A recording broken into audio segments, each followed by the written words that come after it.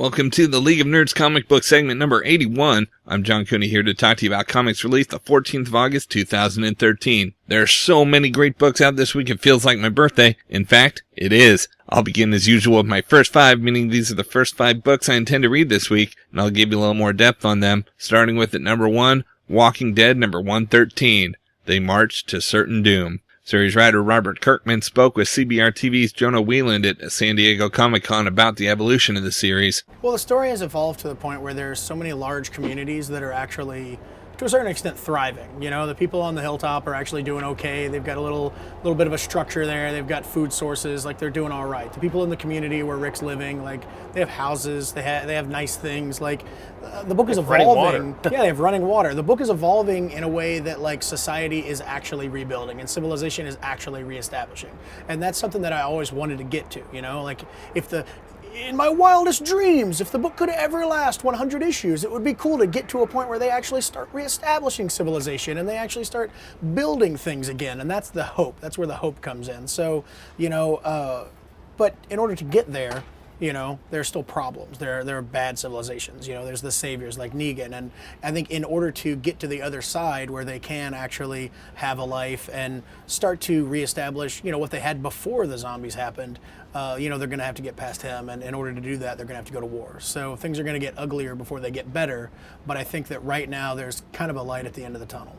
At number 2, we've got Saga number 13. The smash hit, critically acclaimed series returns. Now that you've read the first 2 blockbuster collections of Saga, you're all caught up and ready to jump on the ongoing train with Chapter 13, beginning an all-new monthly sci-fi fantasy adventure as Hazel and her parents head to the planet Quietus in search of cult romance novelist D. Oswald Heist. Series writer Brian K. Vaughan said something remarkably similar to that solicit in a recent interview. Quote, "Now that our first 2 collections are out, I hope new readers will consider joining the monthly train when we return in August with Chapter 13, as we introduce some curious new characters before cruelly snuffing out a few old ones, unless I'm lying. But the only way to find out without first being spoiled by some dick on Twitter is by picking up each issue of our ongoing series, which is also the only place you'll ever be able to read To Be Continued, the 6th best letter column in comics." Close quote. At number 3, we've got Infinity number 1 of 6, the oversized kickoff to the year's most anticipated blockbuster summer event, changing the way you view the Marvel Universe. The outbreak of war on 2 fronts, Earth and space, with our heroes torn between them, the world-shattering return of Thanos, includes material from Free Comic Book Day Infinity. Here's a look at Marvel's Infinity trailer promoting the series. Thanos, the mad titan of the cosmos. His dark quest to rid the universe of the living have granted him the use of incredible weapons of great power. But now, Thanos seeks something more sinister than ever before. The Builders, the ancient and massively powerful alien race that has seeded life throughout the universe, have marked Earth for destruction. To save the world, the Avengers must join forces with some unlikely intergalactic allies and face the Builders in deep space, leaving the Earth vulnerable to Thanos and his Black Order. With the combined threat of Thanos and the Builders, the heroes of Earth are about to learn a harrowing truth. Nothing lasts forever. Infinity, a 6-issue event series. Issue 1 on sale August 2013.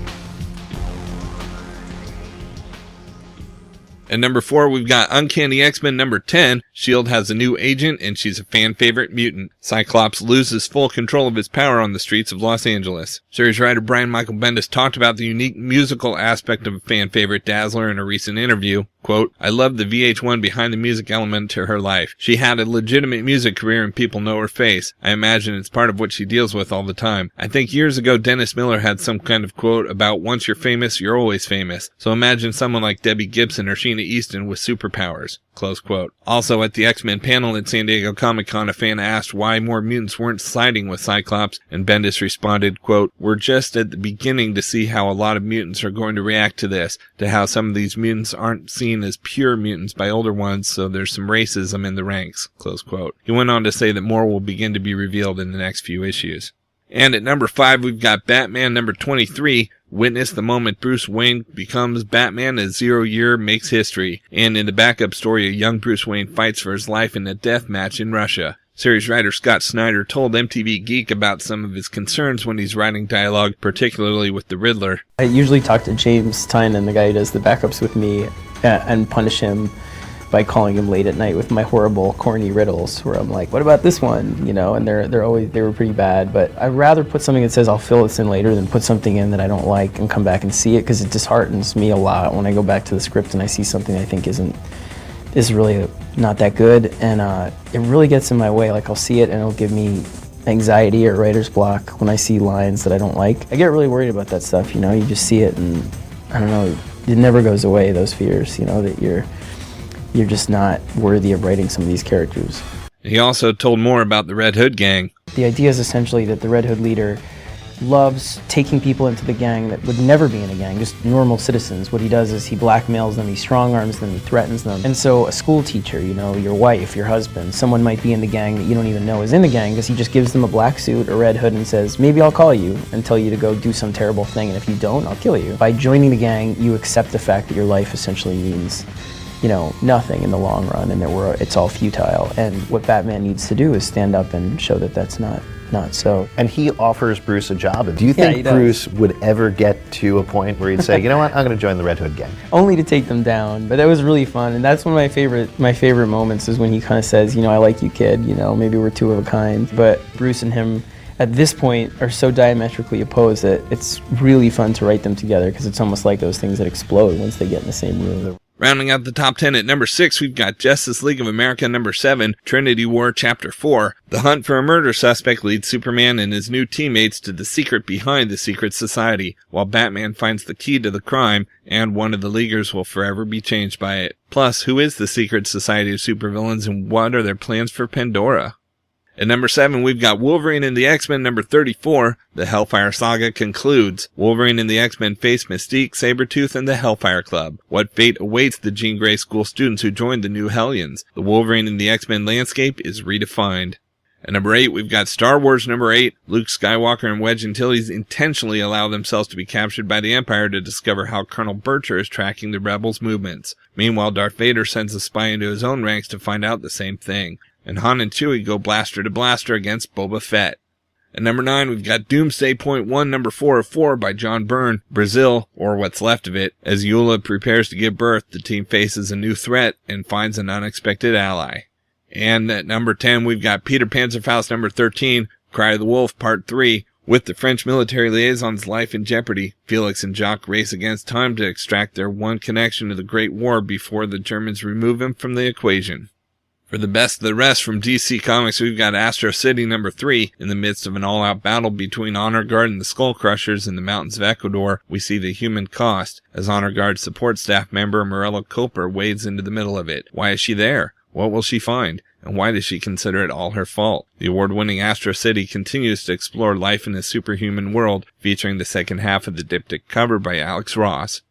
Next, we've got Batgirl number 23. The new Batgirl Wanted epic begins here as Commissioner Gordon must track down his son's murderer, who happens to be his daughter. But has Barbara already given up the bat? We've also got Nightwing number 23, a city under siege as the pranksters' attacks take over Chicago. Can Nightwing find the madman before he kills again? And just what is the pranksters' endgame? Plus, don't miss Tony Zulo's shocking decision.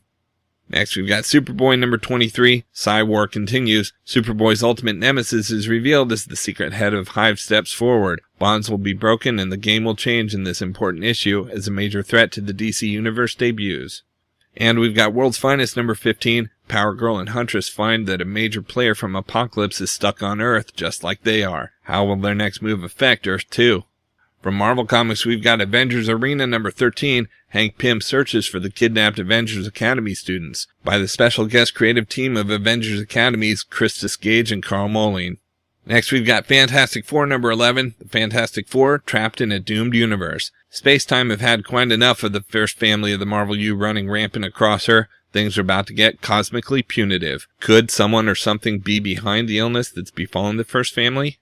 We've also got Fearless Defenders number 8, new costume, new arc, new status quo I still won't tell you about. Misty kicked ass in Valkyrie's world, now it's time to see how Valkyrie fares in Misty's, guest starring Elsa Bloodstone. We've also got Superior Spider-Man Team-Up number 2. Sibling Rivalries begins here. Because You Demanded It, Parker vs. Parker. The Superior Spider-Man vs. Scarlet Spider. Kane has come to New York to check on Peter's superior behavior, not realizing Doc Ock has taken over Peter's life. But Ock sure knows who Kane is. Kane, the man who once killed Dr. Octopus, and now it's payback time. Next, we've got Thor God of Thunder number 11, the grand finale of the epic time-traveling saga of the God Butcher that began in issue number 1. After the dust clears, what gods will be left?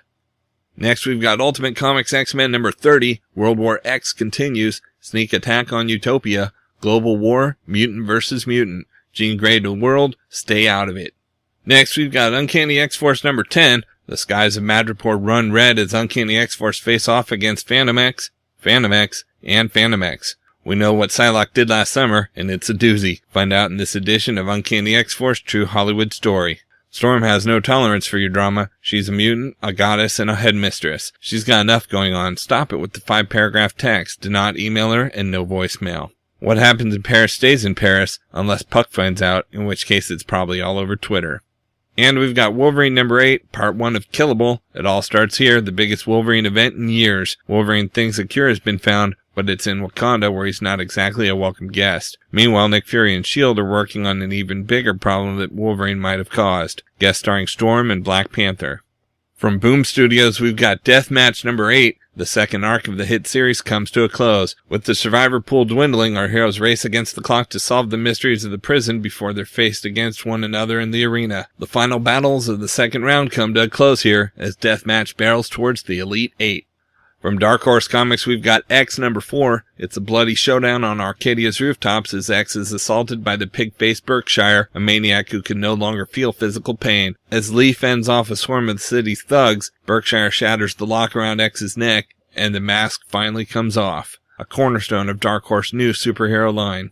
From Dynamite Entertainment, we've got Battlestar Galactica number 3 by Abnett and Lanning. Apollo and Starbuck face perils on their own. While Starbuck teams with a strangely familiar acquaintance, Apollo joins in humanity's last effort to overthrow the decades-old tyranny. Behold the consequences of a reality where the Battlestar Galactica never existed, as the all-conquering Cylon Empire grinds humanity to dust. And we've got Red Sonja number 2. Placed in an unwinnable war against an implacable foe, Sonja is forced to do an inconceivable move that will cost her like no previous battle ever has. The thrilling reimagining of the greatest female sword and sorcerer hero ever created continues. Do not miss this jaw-dropping issue. From IDW Publishing, we've got Star Trek number 24. The adventures of Kirk, Spock, and the Enterprise crew continues in an all-new adventure that follows the events of the hit film Star Trek Into Darkness and the new Star Trek video game. A classic enemy returns in this story overseen by Star Trek writer-producer Roberto Orci. Beware the Gorn. From Image Comics, we've got East of West number 5, The Promise. Flashback to the fallout of the 4 Horsemen of the Apocalypse. Learn what shocking event tore them apart and the secret that has been hidden ever since. The most exciting new books of the year, East of West, continues in The Promise. And we've got Mind the Gap number 12, Out of Bodies Part 2. Elle's shattered mind stitches back together with an unexpected twist, the full memory of her attack. Meanwhile, someone realizes they've played a far more integral role in Elle's situation than they knew. Plus, the 5th is revealed. The 2-part arc wraps up, setting the stage for the most unexpected twist yet. From Valiant Entertainment, we've got Archer and Armstrong number 12, Caught in the Jaws of the Faraway. General Redacted has laid claim on the greatest secret in a time-lost dimension that's practically built on him. Must be a doozy, huh? Well, it's big enough that Redacted and his army of alien greys, they're small but feisty, are laying waste to anyone and anything approaching their occupied lands of the faraway. Now it's down to Archer and Armstrong to run the greatest infiltration, liberation, inebriation mission history has ever known, which would be a cakewalk if it wasn't for all the UFOs, hostile natives, and of course, the dinosaurs. Yep, could definitely do without those dinosaurs.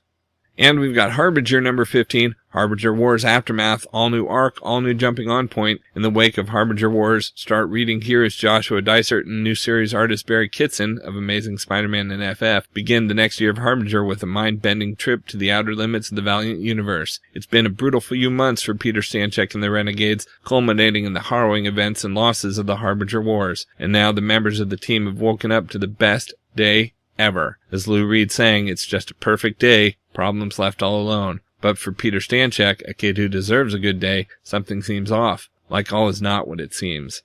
Out in trades, we've got Invincible Compendium Volume 2 trade paperback. It's here, the second massive paperback collection of the greatest superhero comic in the universe. Witness Invincible's transition from new kid on the block to established superhero. Collects Invincible number 48 to 96. Okay, so that's just a few of my favorite books out this week. There's still plenty of others available. And I broke out all the Marvel titles this week in their own video, as well as a separate video for all of the DC, and even a video with the top independent publishers. You can find them all on my YouTube channel at he'sgotissues.com. We'll also have links up on theleagueofnerds.com, our Facebook page, so be sure to like us there too. And of course, you can follow everything I'm reading on Facebook, Pinterest, Tumblr, or Twitter. You can find links to everything at the About section of he'sgotissues.com. And a reminder that both He's Got Issues and the League of Nerds are proud members of the Comics Podcast Network. So until next week, I'm John Cooney, and I've got issues.